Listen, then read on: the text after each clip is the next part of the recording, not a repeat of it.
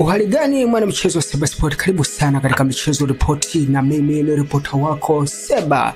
Niko hapa kupiga stori za kimichezo pamoja na ripoti za soka.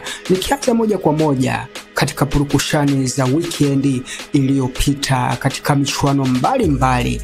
Tukianzia NBC Premier League, tunaangalia mchezo ule wa KMC dhidi ya Mbeya City, mchezo ambao ulimalizika kwa KMC kukubali mabao 3-0 mbele ya Mbeya City katika mchezo huo uliochezwa katika dimba la KMC Complex.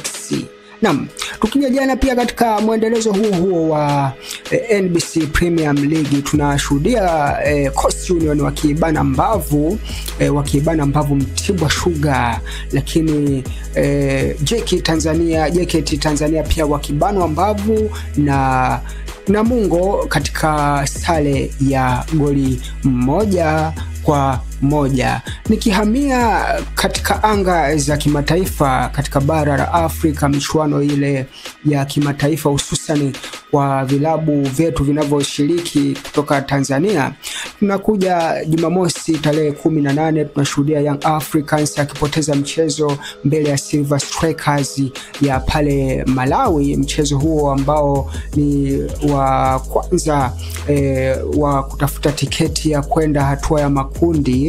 Mchezo huo ambao ulimalizika kwa Young Africans kupoteza goli 1-0 mbele ya Silver Strikers.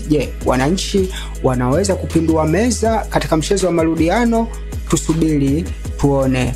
Na nikigeukia pia siku hiyo Azam FC walikuwa na mchezo dhidi ya KMKM. Kumbuka Azam FC wapo katika kombe la shirikisho, lakini hapo jana wekundu wa Msimbazi Simba wameibuka na ushindi mnene wakiwa ugenini kule Eswatini mbele ya Nsingizini Hotspurs. Magoli ya Kibenis Prospers pamoja na Wilson Nangu yalitosha kabisa kuipa ushindi mnono ugenini Simba Sports Club.